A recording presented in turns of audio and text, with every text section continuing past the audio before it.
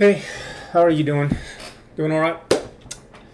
Wanted to talk to you about a video that I came across where people are lying, playing games. Politicians don't care about the truth. They only care about getting votes, recognition, virtue signaling, all that stuff. And it's just another example of this. This video is from the YouTube channel called Forbes Breaking News. The name of the video is "That Wasn't My Question at All. Dan Crenshaw pushes back on EPA appointee over a $45 billion program." So this is at a House subcommittee. They're doing this online. I don't know why, COVID, or if he's just unable to make it or whatever. In climate change at the Committee on Energy and Commerce hearing, Dan Crenshaw, Republican from Texas, pushed back on Jennifer McLain, director of the EPA's Office of Ground and Water and Drinking Water, on a proposed $45 billion lead pipe replacement program that he does not think will work. I have issues with what they both say and do. So this is the head of whoever's the chair here. And we're just going to go through all of this. We're going to watch it and talk about it. Thank you, Mr. Chairman. Thank you all for being here. Look, I think So I don't like this from any of these politicians where they want to say thank you for every stupid, stinking little thing. It's like, shut up. Just shut up.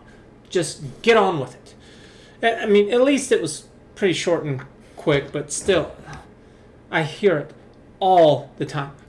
Before we get into it, if you too would like to know what you're being lied about and being made to kind of believe, if you would like to get to the truth of it, then give me a thumbs up, give me a like, subscribe, become a member. I've got Patreon, subscribe, star. You can find me on YouTube, Bitchute, Rumble. Let's go ahead and get into it. Clean drinking water and making sure that lead is not infused with that drinking water is certainly something we can agree on. Okay, so he's saying this is something that we can agree on, that we don't want lead in our water, so we need to get rid of these lead pipes. Oh, really? As usual, though, we find ourselves scratching our heads at the proposals in order to fix a specific problem. You know, we look at the price tag on this, $45 billion, and I don't care too much about the price tag. I care more about, is it going to do what it's supposed to do? And if you have to replace all the lead pipes, which you should, and if it's going to take $45 billion, then that's what it takes. Let's get it done. Sounds fine. So I'm not too concerned about the price. Whatever it is what it is. I have to wonder, not start out with a smaller amount and make sure that the policy being put in place is actually going to work. And I wanted. So now that is really good. I like that. He says, how about we just start off with a smaller amount and let's just see what happens to make sure that everything is going the way that it's supposed to be going. Yes, absolutely. I mean, how many times have we replaced lead pipes like this across the U.S.? Never, right? Okay, well, let's do a little test somewhere and we'll work out all the bugs and then we'll implement it larger in other places. That sounds completely reasonable. So I do like this from Dan Crenshaw. Doubts that it will. I mean, what we're talking about is the vast majority in private homes, where older private homes where lead pipes might still exist, and it's difficult to get to this stuff. And I'm not... So difficult to get to this stuff. He's talking about, I would assume that there are two things. One is the pipes that are actually in the wall, and second, the pipes that are underground. So on your property and off your property. I'm not so sure that the incentives being created here will work. I don't think there's a lot of guardrails in place. So the first... Okay, well then you should specify. Well, what are you talking about with the incentives? Tell me which incentives don't work and why. And what incentives should there be that would work? Do not tell me that they're not going to work if you don't have some kind of suggestion to replace these. I would rather try something instead of nothing It's like if it needs to be addressed, which I do believe, it's like, yes, let's get lead pipes out of the equation for sure. So what do you suggest? Question for Ms. McLain is, how do we know where all the lead lines are in America? How do we know which ones to replace?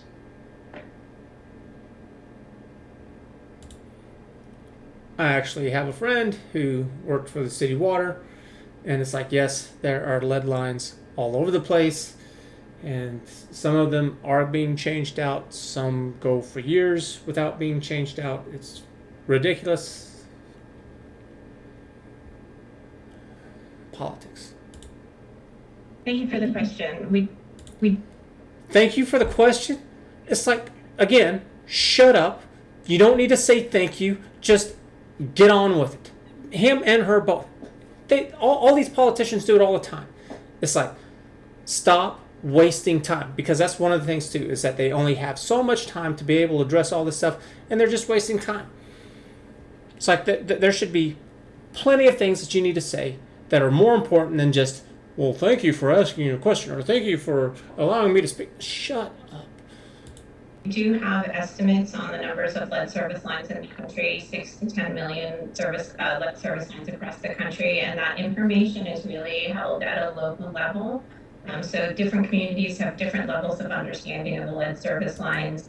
So yeah, I don't see why that is not just completely true. So for example, where I live, they're going to know about an idea of what kind of situation they're facing with their lead lines. Why would any other state or city, even within this state and within Texas, why would they? I have no idea what it would be like over there in Austin, and I don't care. And why would I need to know? Not my problem. What am I supposed to do about it? That's something that Austin has to figure out. That they might have in their system, and It sounds like we don't know, and I mean that. I don't care. Is it an issue? Is it there that needs to be addressed? He is right, though. It would be nice to have some kind of an idea. So what do you suggest? That's the short answer. I know EPA does have an assessment coming out, but the bill doesn't even require that this money be spent on what EPA identifies, does it? thank you for the question. You already said it. You don't need to say it again. I can say, once saying thank you or whatever. Enough's enough. The water systems that the water systems have information on the service lines in their systems, and EPA works to provide guidance to the systems. That would be news to a lot of local authorities who we've been speaking to about this bill. It's extremely difficult to know where these lead pipes are. You have to. Now, what would happen is... Says what? You're saying this, that it's extremely difficult to know where they are. It's like, based off of what? So my friend who works for the city water there, he did it for years. Lines break all the time, and then they have to dig this stuff up. And it's like, oh, well, there it is. And why can't you keep track of it? It's like every time a line breaks or they have to do some kind of construction and they're exposing these pipes. I mean, you could just, they know that at certain times, well, we put down lead pipes because that's all they had. They didn't have PVC pipe. They didn't have PEX. All they had was lead. And they should know, all right, well, from these years, we put down lead. And so everything has lead unless we've specifically marked that we've replaced it. I don't understand this. Assuming is that this money would be used to pay engineering companies vast amounts of money to go survey neighborhoods and see where... Okay, now, yep, that's stupid. It's like, why do you need to go out there and pay engineering companies all this money to go out there and do that? And I say this because we were actually talking about lead in the water system, because I didn't know that we had this situation going on here, but I mean, it makes sense. I mean, why not? Because there was a point in time whenever people didn't know the side effects of lead and consuming so much, but you can take in lead. Our bodies can handle it. It's whenever you get to an excessive amount that it starts to cause issues. And so what you do is, instead of surveying the land, you just go somewhere and you just test the water. And then you can just backtrack it. It's troubleshooting. And so you can check homes and businesses. You can just turn on their water somewhere. They can just go out there to the meter, and you can just test right there, and you can test the water, and then it'll give you a picture as to where the levels are too high and too low, and then you can. So why do you need survey crews with all this stuff? Let's work on the worst places first, so it's safe for everybody, and then the places where it's not a big deal, it's like, okay, we'll get to those too, and we'll deal with those last. It's not hard. Or see where the lead is. I would assume that would be the case, but here's the problem. We're talking about guardrails. Is there anything in this bill that would stop limitless and endless surveys and wasting all that money? Good question. I would like to know the answer to that one. There are a number of systems that have unknown service lines, and there's guidance that the EPA can provide, that states can provide, to help those systems find those lead service lines and understand where they're most likely and That wasn't my question. to live with them. Yeah, that was not what he asked at all. He was asking, how do you restrict uncontrollable spending on this? He wasn't talking about finding the lines. Politicians do this all the time. So just in case if you're unaware, this is called a straw man.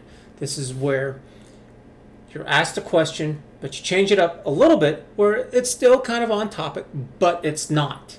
Yes, they're both talking about lead in the pipes, but that is not what he asked. He was he asked about just letting spending go out of control with all of this work. How do you put guards in to prevent that from happening? And she rambles on about something else, about finding the lines. It's like, yes, it's related, but that is not the answer to the question because he was asking something different. That wasn't my question at all. The question is how you stop endless surveys and wasting this money. The other thing... Okay, well then pursue that. Well, why did you stop? Give her a chance. Say again, this is what I'm asking. What is your response? Don't just breeze on over it. Make her answer the question. And then, you know what? If you don't want to hear her answer, whatever it is, what's your response for it? You said at the beginning that this is something that everybody agrees on and you want this to be solved. Then what are your suggestions for putting limits on this? What's keeping this guy, Dan Crenshaw, from just flat out saying the answer? It's like, if this is a concern, what's preventing him from doing it? It's just... About this bill is, how do we prioritize? Are any Americans being left out of this? How do we prioritize where we look and how the service line replacement actually gets sought out? How does this... Now, I like all of his questions. All of his questions are good and they're legitimate. I don't have a problem with, I don't think, any of these questions. Still do that. We're happy to provide technical assistance to your office on specific details. Oh, this is what they do. This is what they do. We're happy to provide your... This just happened with... Oh, what is her name? She did the same thing. Vanita Gupta. And she's trying to get in the office as the assistant for something. I forgot what. And who was it? I think it was Senator Tom Cotton who she was talking to. She said the same thing. My office would be happy to talk to your office, something along those lines. Of the legislation being considered. Why don't you do it right now?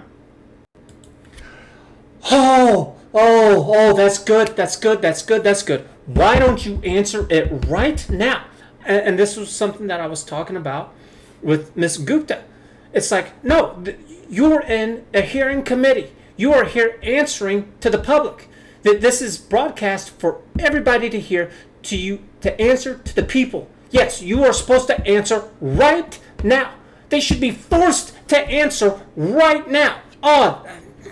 It should be dead in the water and completely denied if they refuse to answer questions. Do you not know what's in the legislation? Do you not know how this bill prioritizes it?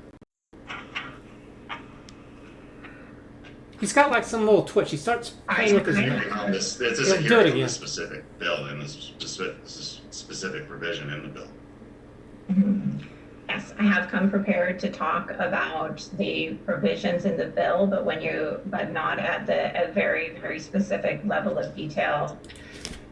She's the head of this. Well, she is the director of the EPA's office. She knew that this was coming. How is she ill prepared? How the hell is she ill prepared?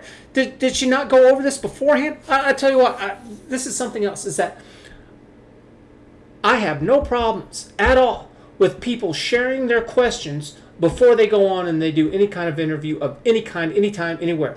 Because I want the best, most informed answers possible. I do not want to hear something like this. I have no problems with Dan saying, here are the questions that I'm going to answer. So then this way, you can get the best response possible. I don't want a got you moment. I want the answers. In consideration. Well, I do know the answers to the questions I'm asking. I'm surprised you don't. And the reality is that there's nothing in this bill that prioritizes communities with the highest lead readings or homes in the oldest housing stocks. So, yeah, I mean, why wouldn't you do that? They're the ones who are at highest risk of having health problems that are going to occur from this. And then what does that mean? That if these are older homes or poor communities and they're on welfare benefits, taking Medicare, Medicaid, then that means all those expenses are going to go up too. It's like, yes, how about we solve several problems at once by solving this one problem of dealing with the lead, so then that way we have less to deal with other social welfare programs. Sounds good. Which would obviously make the most sense if we're trying to use the money correctly. Again, we're just talking about guardrails right here, and please come with it. Yeah, and it's just like, if there's a place where they have like 0.0001% of lead, and it's just absolutely nothing at all, it does nothing, it's like they don't need to have any priority at all. Are prepared to speak about these. The other issue. Okay, and so again, though, the same problem with him is that, well, what's your suggestion? How do you make that a priority? What's keeping him from just filling in the gaps? I mean, do you want this bill to pass? Do you want these things to be resolved or not? You say you do, but I don't hear him offering up any suggestions. The issue is I see in this is flexibility. So is there anything in this bill that would allow some flexibility? For instance, you have old homes that aren't going to be around much longer. This is the most likely place where you might have lead in the home. There's other ways, scientifically proven ways, much cheaper ways, say putting an epoxy coating on those pipes to fix the problem without doing a $20,000 remodeling of the home. So this is great. So he does offer an alternative other than just replacing the pipes. And I don't know specifically about what he's talking about, if he's talking about all piping everywhere or if he's just talking about piping only with older homes that are about to be demolished. They don't have very much longer life expectancy. He's a little vague on it, but I mean, this is kind of okay. This kind of gets an idea of that there are alternatives out there other than just completely replacing the pipes. And I know that they do this also with pipes that have leaks, that they have like this big, like balloon that you can do the shut off and you can put like this big balloon in there and it blows up and it's like sticky or something, I guess. And it blows out on both ends, and then you can fill it up with water, and the water pressure fills it all up, and it's like really cheap, really quick, and really effective. Does this bill allow for that kind of flexibility?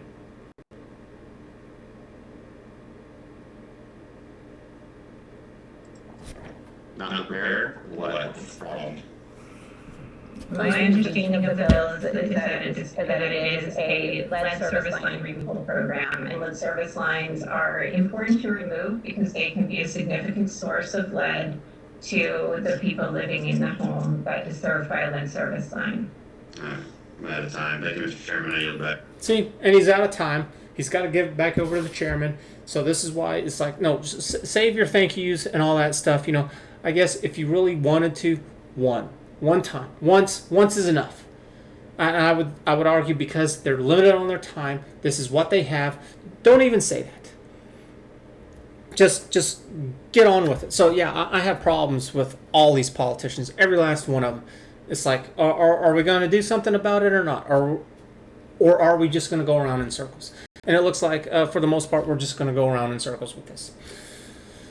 So if you understood what I'm saying, and you're tired of the circles, and you're tired of being lied to by all these politicians and these crooked people who just want to screw everybody over, they don't want to resolve anything, then give it a like, give it a thumbs up, show your support. We've got Patreon and Subscribe Star. I appreciate it much. Thanks for watching, and we will see you next time. Bye.